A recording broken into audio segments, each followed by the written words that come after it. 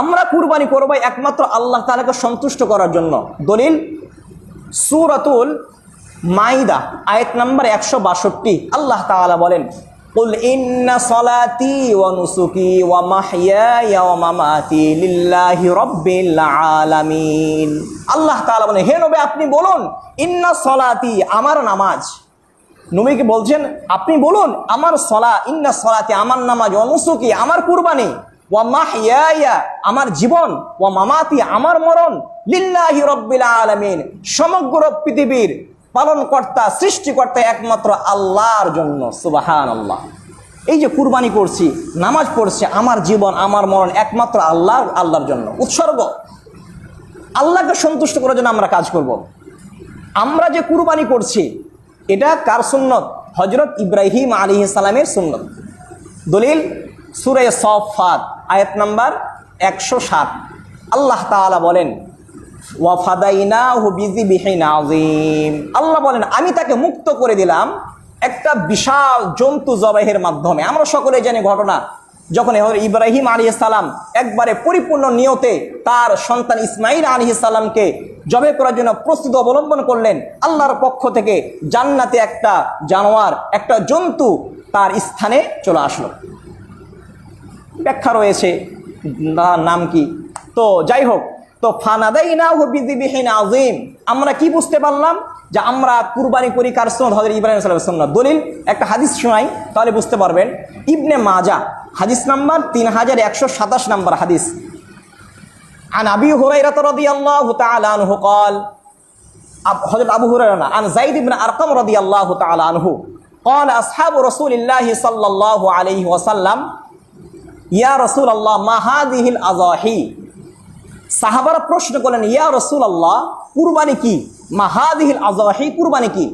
قال নবীজি বললেন, সুন্নাত আবিকুম ইব্রাহিম। কুরবানি হলো তোমাদের পিতা হযরত ইব্রাহিম আলাইহিস সালামের সুন্নাত। সময় যেহেতু নেই আমি বলে দিচ্ছি, কুরবানি করলে ফায়দা কি হবে? সাহাবারা আবার প্রশ্ন করলেন, ইয়া রাসূলুল্লাহ, ক্বালু ইয়া রাসূলুল্লাহ ফামা লানা ফিহা ইয়া রাসূলুল্লাহ। কুরবানি করলে আমাদের উপকারিতা কি হবে? নবী বললেন, বিকুল্লি শারাতিন হাসানাতুন। প্রত্যেক পশমের বিনিময়ে আল্লাহ তাআলা তোমাদের আমলনামায় সওয়াব লিখবেন। সুবহানাল্লাহ। সাহাবা আবার প্রশ্ন করলেন, ফাসুফু ইয়া রাসূলুল্লাহ, জন্তুর মধ্যে তো অনেক পশু রয়েছে, অনেক পশম রয়েছে, ছোট বড় দেখবেন না, একটা পশু সমস্ত পশমে ঘেরা। তো সাহাবার আশ্চর্য হয়ে গেলেন, এত নেকি দিবেন আল্লাহ? ফাসুফু ইয়া রাসূলুল্লাহ।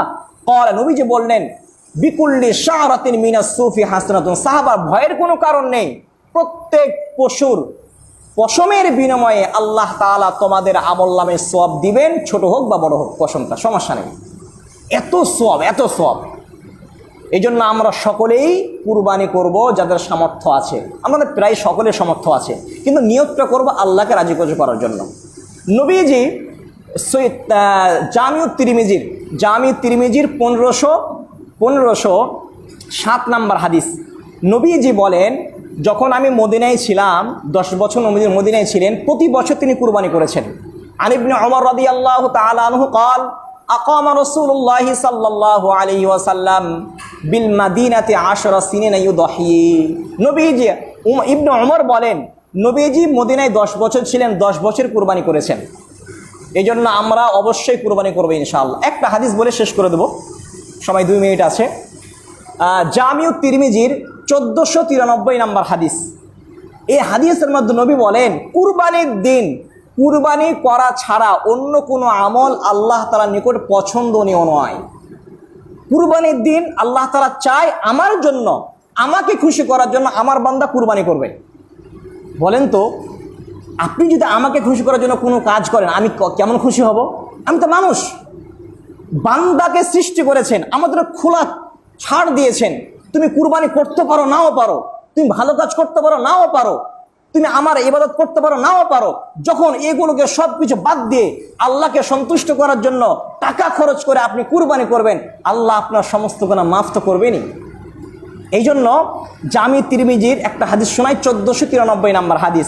আন আয়েশা রাদিয়াল্লাহু তাআলা আনহা আন্না রাসূলুল্লাহি সাল্লাল্লাহু আলাইহি ওয়াসাল্লাম قال মা আমিলা আদামিয়ুন মিন আমালিন ইয়াওমান নাহরি আহাব্বা ইলাল্লাহ মিন ইহরাকিদ দাম। নবীজি বলেন যে কুরবানির দিন কুরবানি করা ছাড়া অন্য কোনো আমল আল্লাহর কাছে পছন্দনীয় নয়। তো কুরবানির দিন যে পশুটা কুরবানি করবেন, কিয়ামতের ময়দানে এই পশু আপনার জন্য সাক্ষী হয়ে দাঁড়াবে। কি বলবে? নবী হাদিসের মধ্যে বলেন ইন্নাহা লা তাতি ইয়াউমাল কিয়ামাতি বিকুরুনিহা ওয়া আশআরিহা ওয়া আজলাফিহা। নবীজি বলেন কিয়ামতের দিনে এই পশুটা তার রক্ত, তার খুর, তার পশম সবকিছু নিয়ে আল্লাহকে দাঁড়িয়ে যাবে, হে আল্লাহ, এই যে ব্যক্তিটা দেখতে পাচ্ছেন, এই ব্যক্তিটা আপনাকে খুশি করার জন্য আমাকে দুনিয়াতে কুরবানি করেছে, তাকে জান্নাত না দেওয়া পর্যন্ত আমি তার থেকে পৃথক হব না। সুবহানাল্লাহ। এই জন্য আল্লাহ পাক রব্বুল আলামিন আমাদেরকে সমর্থন দিয়েছেন, আমরা সকলেই কি করব? কুরবানি করবো ইনশাআল্লাহ। এবং আমরা খেয়াল রাখবো যেন হালাল টাকা হয়। আরেকটা কথা বলি মাসালা, যে ভাগে কুরবানি দেওয়ার থেকে একাই কুরবানি দেওয়া সবচেয়ে উত্তম। কারণ 7 জন আপনি ভাগ দিয়েছেন, কার নিয়ত কেমন আমরা জানি না। এই জন্য যদি 7 জনের মধ্যে একজনের নিয়োজিত হয় মাংস খাওয়ার, বাকি 6 জন নিয়োজিত হয় আল্লাহকে সন্তুষ্ট করা, তাহলে কারো কুরবানি হবে না। তাহলে কি জন্য আমি ভাগে কুরবানি দিব বলেন?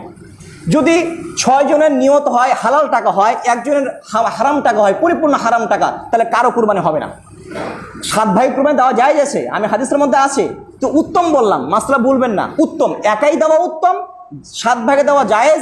যদি সবার 7 ভাগের কুরবানি নিয়ত ভালো থাকে বা টাকা যদি হালাল হয়, কোনো সমস্যা নেই, দেওয়া যাবে। আল্লাহ পাক রব্বুল আলামিন আমাদের সকলকে যে সমস্ত কথা বললাম, সর্বপ্রথম আমাকে, তারপর সমস্ত মুসল্লিকে আমল করতে হবে। সবাই বলে আমিন। যারা সুন্নাত পড়েন সুন্নাত পড়ে নিন।